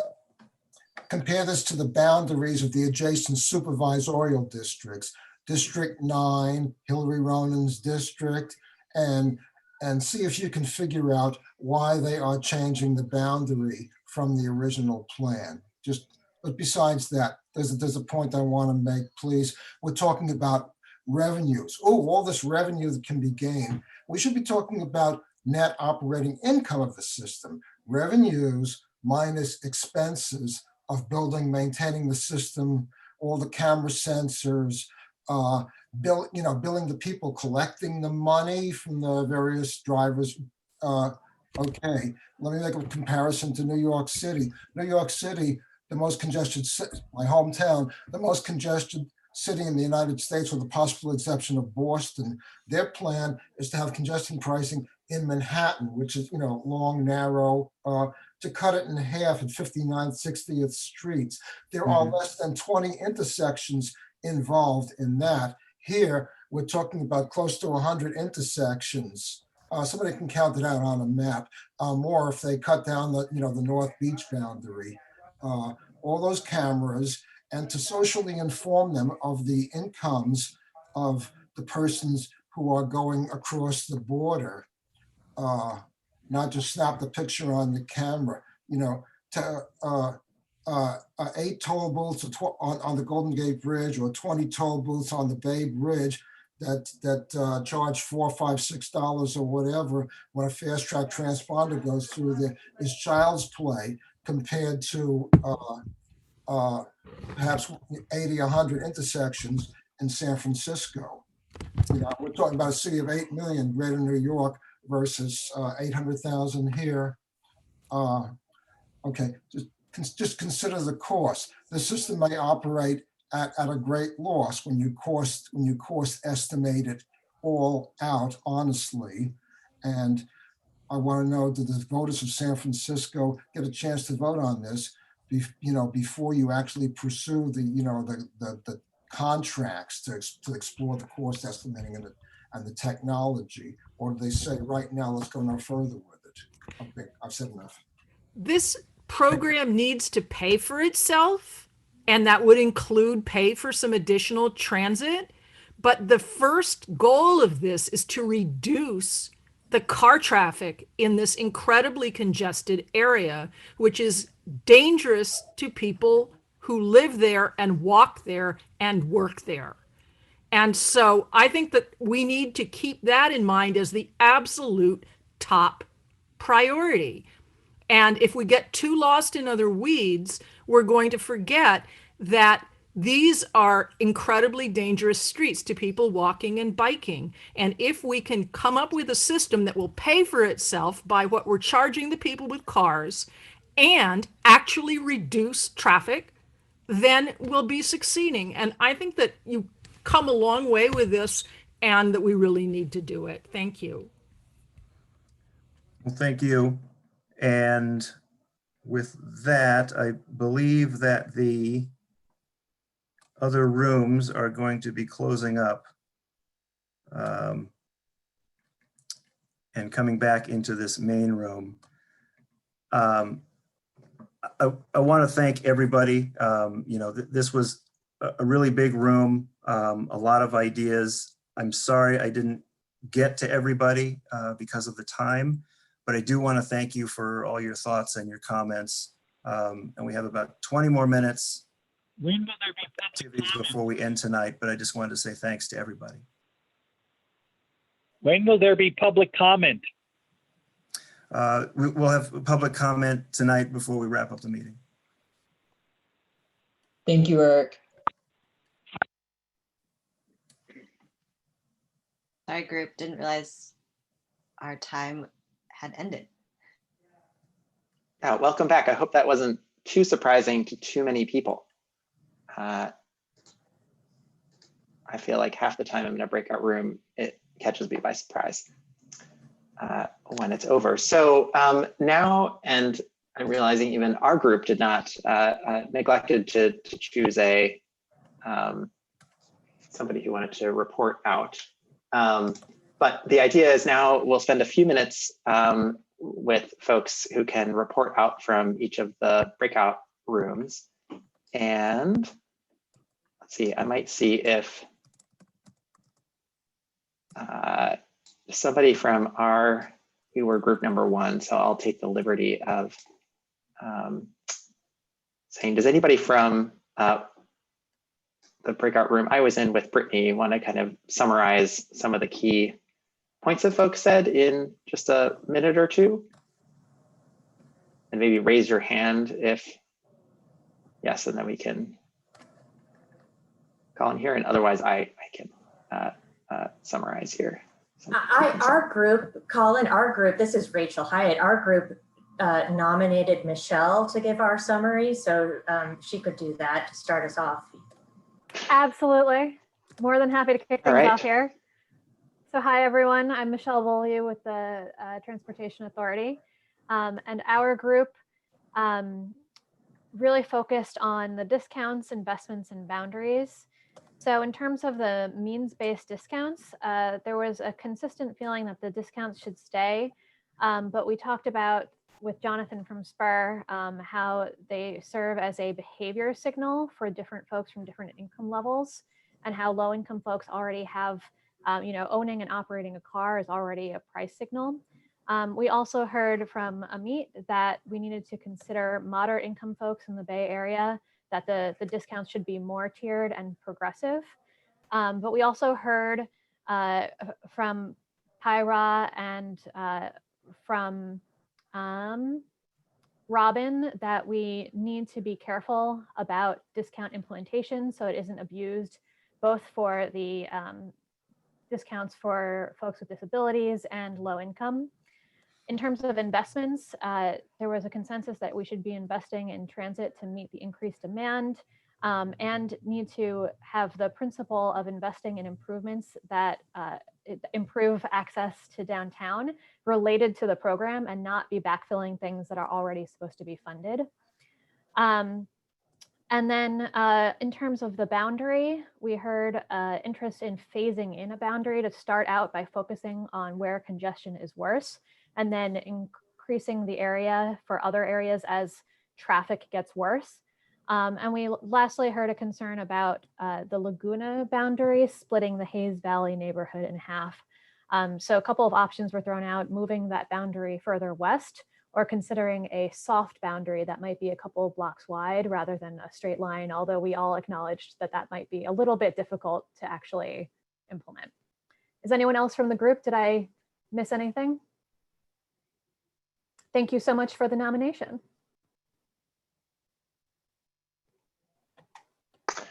Awesome. Thanks, Michelle. And does anyone from our group want to go? And if so, go ahead. And if not, I will.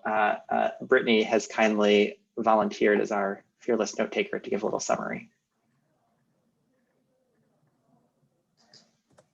And hearing no others, Brittany, do you want to go ahead and summarize what we heard? Yeah. Okay. I don't know if my summary will be as good as Michelle's, but I'll try my best. So some of the things that we talked about were focused around TNCs and kind of what that fee would look like if it would be passed on to the rider.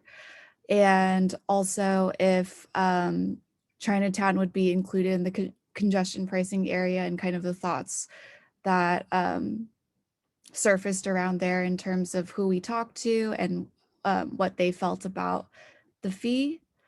And then also what the right level of income discounts should be, just because some of those numbers seemed a little bit higher. And also if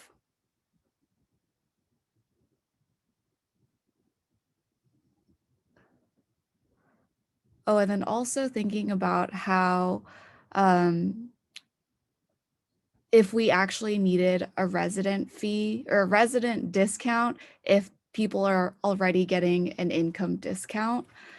And then also a bunch of questions came up around what numbers are in terms of like who's actually commuting downtown, where they're commuting from. And then also making sure that investments that we're taking into account are reflective of the needs of the community. And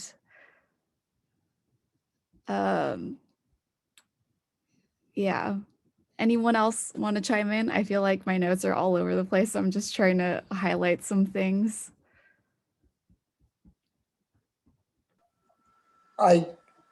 Well, if no one else is, I guess the one thing I want to emphasize is we really spent a lot more time talking about TNCs and the TNC fees than you really conveyed with that summary, including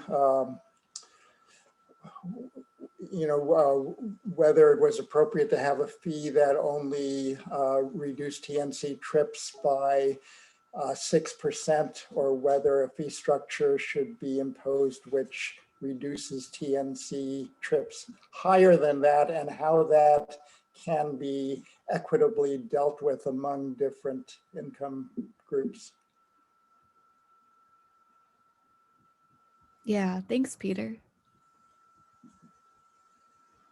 Anyone else from our group want to chime in with anything else? All right. One more, I'll just add one go thing ahead. is in terms of talking about how to weigh the benefits, or, which metrics to look at, that the idea of thinking about the transportation cost burden on different income levels was the right way to look at it. Great, yeah, thanks for adding that, Haley. All right, so next on, how about Paige and Drew's group? Does somebody want to do a report out? This is Chris. So we were generally happy with the fixed portions of the pricing structures, the ones that didn't change from options 1, 2, and 3. We were generally concerned with maintaining affordability for lower income residents and drivers. I think one of us wanted to just explore all 3 options a little bit more, but 2 of us preferred the inbound outbound model, which was number 3, versus the inbound only, because of the potential savings for low income folks versus the nominal behavior change of having only the higher prices in the inbound only model. We discussed the pricing discounts for residents and toll payers, and the fact that if those discounts were implemented, it would result in a slightly higher base fee, which would also mean a slightly higher fee for the low income residents. I think the general preference there was to not have a discount for residents and toll payers, just to keep things a little bit more affordable for the low income folks. We were sort of unanimously in agreement on the idea that the revenues should be reinvested in transit improvements and pedestrian and bicycle improvements. And one main point was to have, not just to go back to the sort of the levels that were pre-COVID, because there were some lines and some buses that some lines we had to wait for 1 or 2 or 3 buses to get on. So we wanted to see that there were there were even more improvements to the number of lines and the availability number of buses, so that people would be able to get on buses a lot easier. It weren't as much. There wasn't as we basically wanted less crowding than there was pre-COVID on certain lines that needed it. And then on the boundary, I think that the main topic of discussion on the boundary was access to some of the UC hospitals in China Basin for folks that lived around that area. Drew, did I miss anything? No, that was great. I think the only other things I would add was that there was a desire to learn a little bit more about the specifics around transit investments, and then some particular policies for people who might be visiting the hospital for emergency services.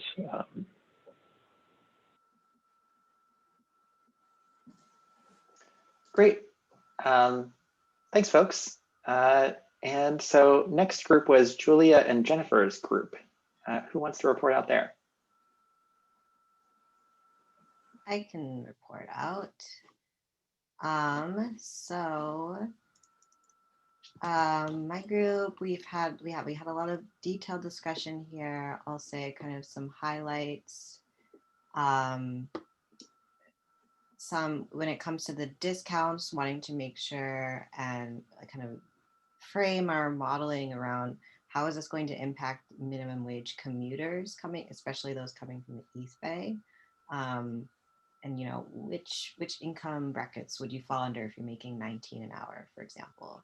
And wanting to make sure that we're really looking at those essential workers, for example, who you know, do have to go into the city. And then also a note around the AMI thresholds and wanting to make sure they are aligned with how the city of San Francisco's housing AMI thresholds are, so that there's just kind of ease of understanding, like, am I eligible for a discount or not? Some kind of positive feelings around the idea of the 2A, since you can, 2A congestion pricing fee, charging people in and out to smooth out the traffic over the day from both directions. But, you know, a mix of preferences around which scenarios were ultimately preferred when it came to that. Definitely a strong interest and commitment to the zone resident discount and the transit subsidy as well. And also a desire to understand how to support merchants, especially who maybe hit if customers potentially stop coming as frequently to their local restaurants or to their stores because it's in the zone, and maybe wondering, can we get the data on what that kind of impact would look like when it comes to customer behavior. Some interesting thoughts around the school buses as well, and some kind of like positive feelings about that, but also wanting to make sure, you know, they're genuine school buses versus more like rideshare model school buses that may end up contributing more to congestion pricing. And then also folks are really interested in the new data on Market Street going car free, and seeing how that might change or inform the boundaries as well. And then some really specific feedback around the southern border that had some concerns around the cutoffs. And then the last thing I'll say is that folks in general still feeling, you know, generally positive or optimistic about congestion pricing as a whole. But one kind of cohesive thought is that the devil's in the details. So making sure that we are being careful around that, essentially. All right, great. Any additions from anyone in that group, things not covered? And okay, then our last breakout group was Paisley and Kate's group. Do you want to offer a summary there? Yes, we had such a great group with Chris and Bruce and Janice and Kate. Everybody was strongly in favor of the 100% discount for very low income folks. and there were some questions about who within and without the zone would be getting means-based discounts and how that would overlap with some of the other discounts, particularly with regard to the bridge toll discount. Is it worth it to offer this 175 discount that bumps everyone else's price up somewhat significantly, especially if the people that we want to be giving discounts to are already getting them? We were in favor of a zone discount, a zone resident discount. And as far as investments, a lot of great questions were raised, the largest being when it will be implemented and stressing the importance of transit improvements going into effect on day one and where it will be implemented. Will this 20 to 25% transit service increase be feasible on some of the main routes into and through downtown, like Finesse, Market? Or will these improvements be seen like out in the Richmond if that's steering more people away from cars? And we also had a lot of really great questions around paratransit. There was strong support for additional transit investments, additional pedestrian and bicycle upgrades, and improved paratransit. But a lot of great questions about what that would look like in terms of overlap with TNCs. Would the discounts still be available for folks who depend on TNCs to get around? And if the investments could go towards improving accessibility in terms of taxis and the on-demand fleet. And then finally, as for the boundary, we wanted to see more outreach in Chinatown and Tenderloin, where car ownership is relatively low, to get more feedback from those groups. And again, talk about where the transit improvements will be implemented. Did I forget anything, guys?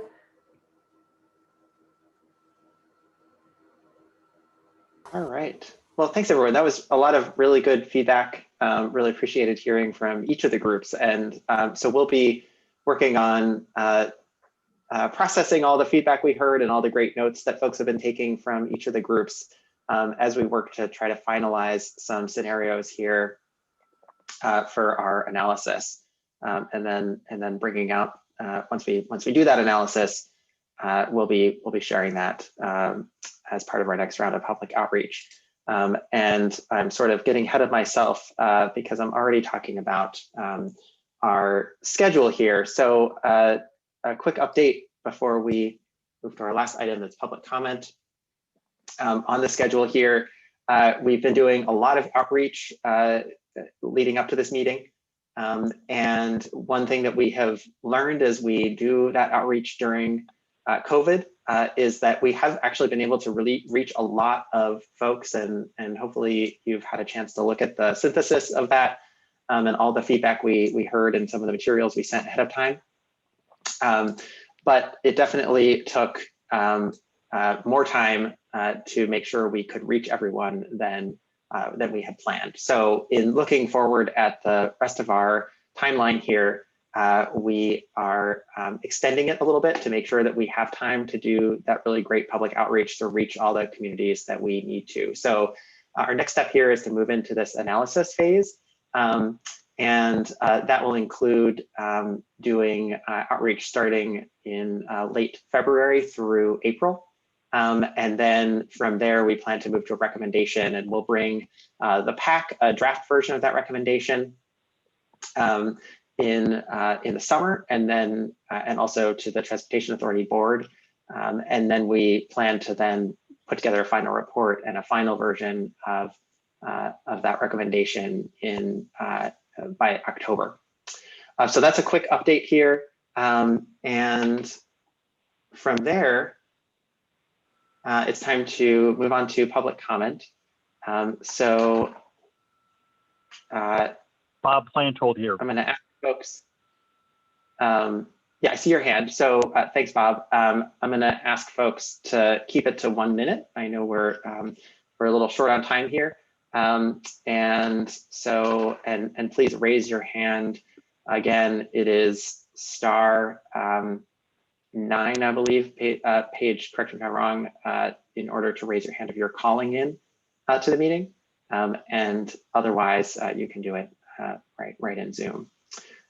So let's see. Yeah, so I do see Bob's hand. Go ahead, Bob. Okay, Bob Plantel, you've talked about low-income people, but you haven't dealt with specifics along the boundaries. For example, 16th Street. Safeway is on the inbound side, so people are going to have to pay to go to Safeway, or potentially they might have to pay to go to Foodsco, even pay to go to Smart and Final. And those latter two are very much used by people who are immigrants with low income, moderate income, that the boundaries are going to make it expensive for people to try to go to their regular shopping. As far as some of the other boundaries, I guess keeping Hayes Valley together is fine, but you've got to think about all the tourists who rent cars and drive in and come off Octavia Boulevard. You're going to have lots of tourists from anywhere saying, what's going on that I'm getting charged this money? You haven't done or shown you've done a price sensitivity economic analysis.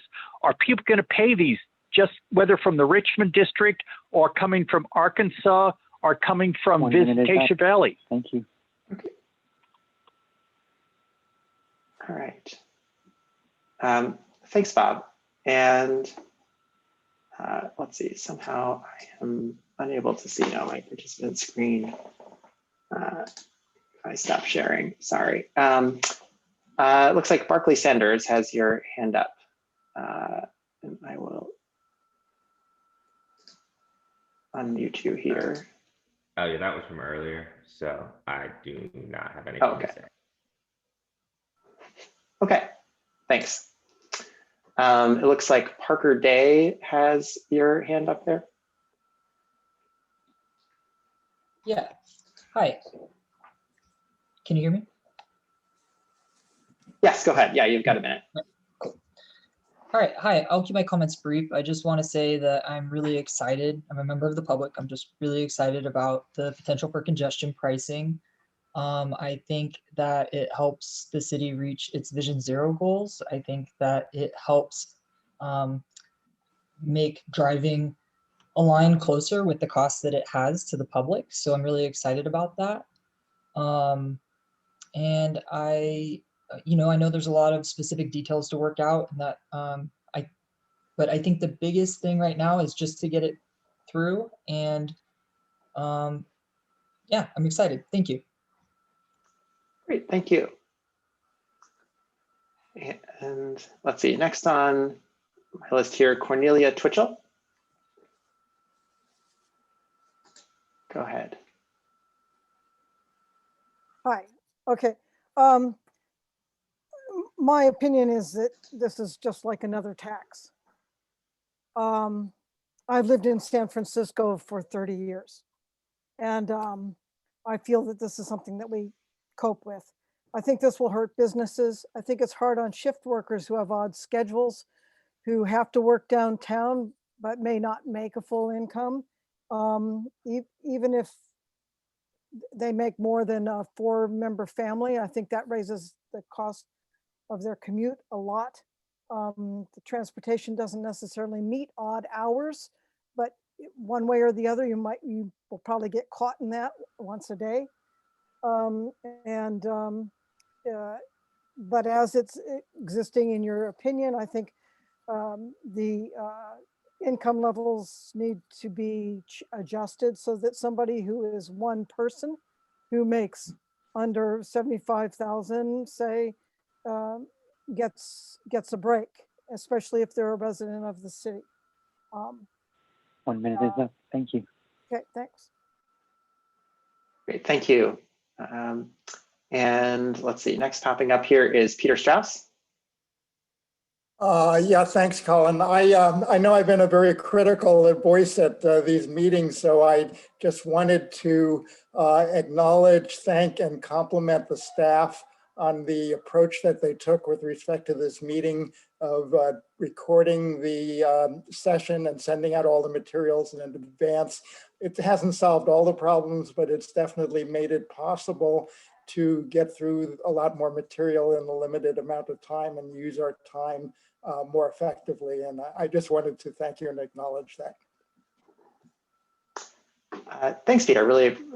I hope others agree and certainly give us your feedback from especially members on the PAC offline if you have it about kind of how this approach has worked for you. That would be great. And I see Chris has your hand up.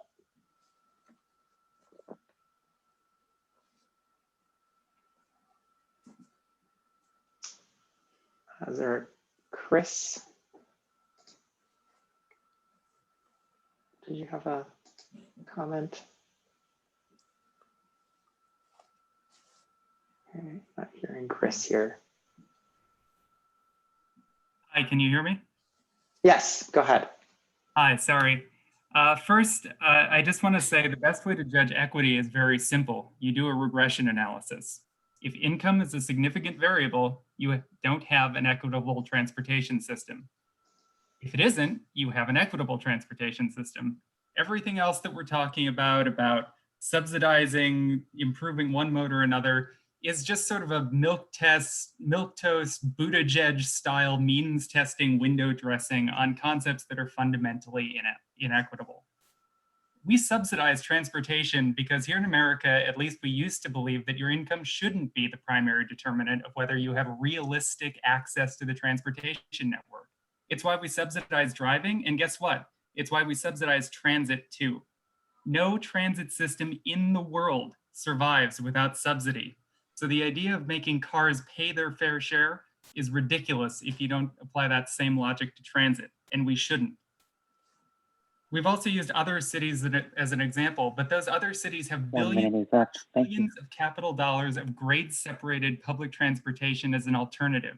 And your best case scenario doesn't possibly raise enough money to fund things like a Van Ness or a Geary Underground or the T3 extension. So okay, thank you. I am against this program. Okay, thanks, Chris. Any further public comment? I don't see any other hands raised. Yes, Colin.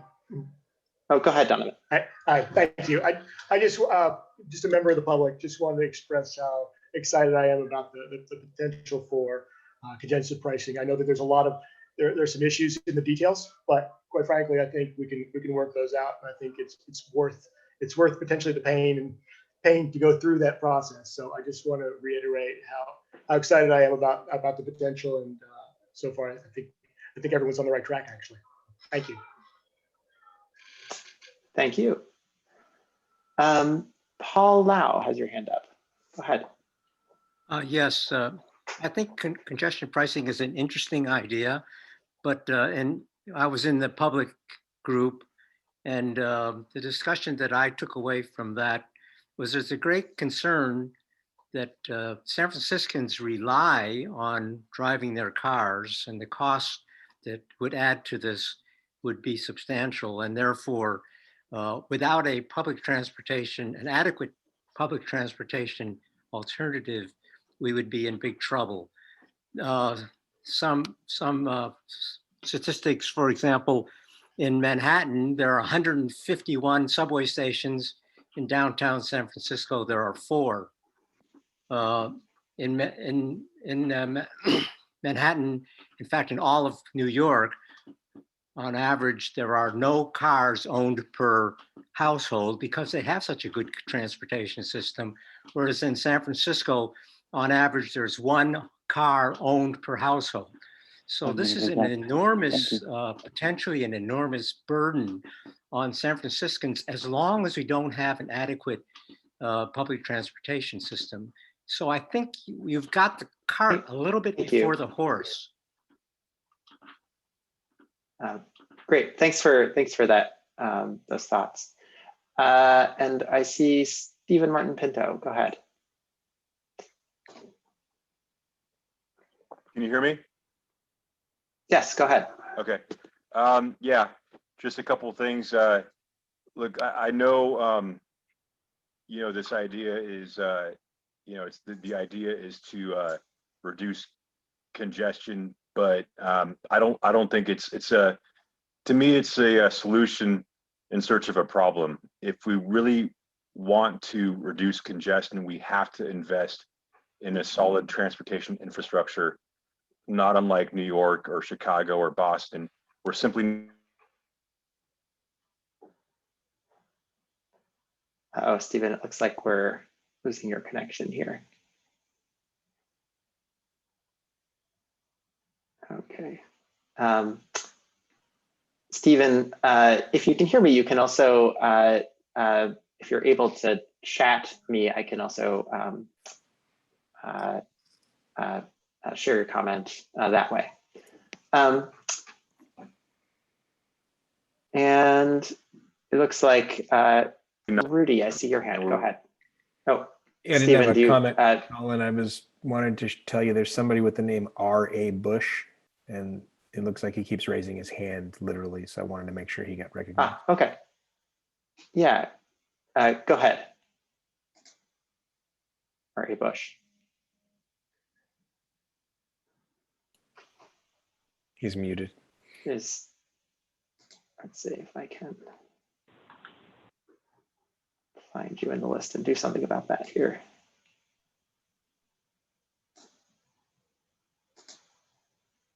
Okay. All right. Now can you hear me? Rob Bush, yes, go ahead, please. Okay. One is I don't have a feel for knowing how you know people's income when they're in a car. And two, I think if this did go in effect, my impression is that most of the congestion that San Francisco has now, when we spent the last couple of decades reducing the number of San Franciscans who keep cars in San Francisco, are people from coming outside of the city that come in to work downtown, or Lyft drivers that live in Stockton and come here and are providing transportation. That if this was to be put in effect, I think that there shouldn't be any charge for residents who are residents of San Francisco that have a vehicle to go into any of these zones. That if you live in Treasure Island, you shouldn't be charged to drive out of Treasure Island to go to San Francisco. Or if you live in the Park side of the Richmond, you shouldn't be charged to go downtown. I think most San Franciscans, if there's good transportation, take public transportation, but as people get older or have disabilities, they can't. That's Thank you. And I think I've seen John and Joan Barkhan. Barkhan, sorry if I'm butchering your name here. Yes, I'm just a citizen. I also have serious questions about this program. In large part, it seems to me to not take into account those who live in more outlying and car-oriented neighborhoods, specifically the Richmond, the Sunset, and so on. And the public, as has been already established, the muni system is not sufficient to really be efficient for a lot of us. And I think it's not taking into account the difference in the basic infrastructure of the downtown zones versus the outlying residential ones.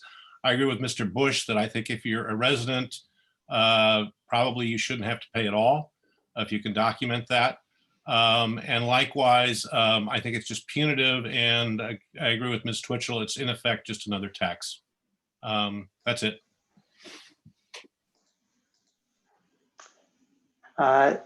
Thank you. And I don't see any other, does anyone else want to raise your hand, or are there any that I'm missing? Daniel. Daniel, I see your hand there. Yeah, go ahead. This plan does not only affect traffic congestion in downtown and Selma, as it says, it also includes the Civic Center District, the government buildings, the City Hall, the library, the Opera, the Symphony. It includes the California Pacific Medical Center complex on Van Ness.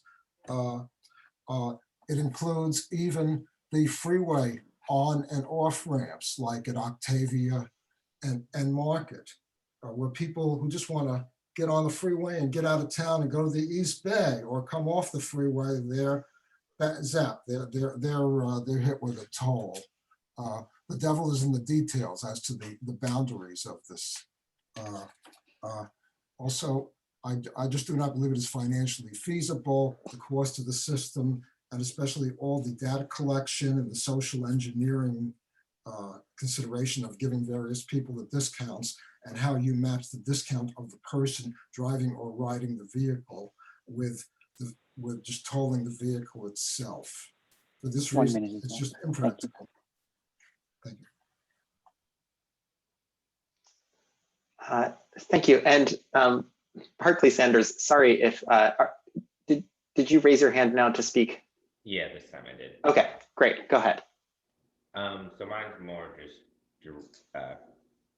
directly to Treasure Island infrastructure upgrades. I know that there's a lot of infrastructure upgrades with the ferry. There is no bike path like there is to Oakland. So if these tolls are going to be implemented, then we definitely need to make sure that we have more service and option out here, possibly a bike path and other things like that. But if I'm gonna choose to spend my money either driving my car or taking a bus or taking a ferry, we just need to make sure that we actually have those resources out here. So I can choose to spend my money on a ferry, or choose to spend my money on a bus, or choose to ride my bike into the city.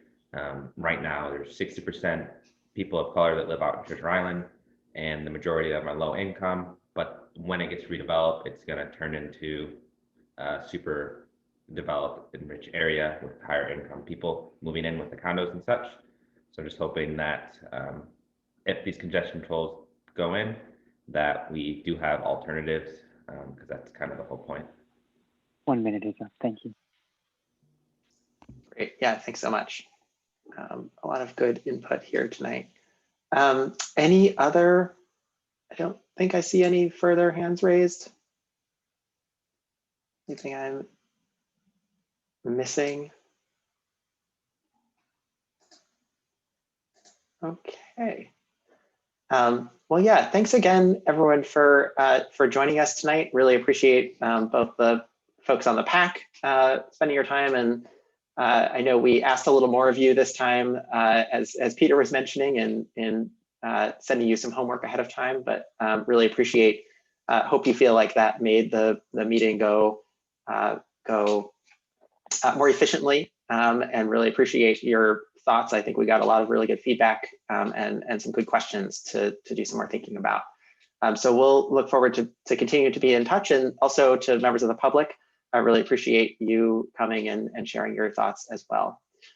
So that concludes our presentation, and I'll just put up this final screen one more time, just with the email address where you can share any further thoughts you have at congestion-pricing@sfcta.org, or you could also go to our website to learn more at sfcta.org/downtown. So thanks again, and have a good night.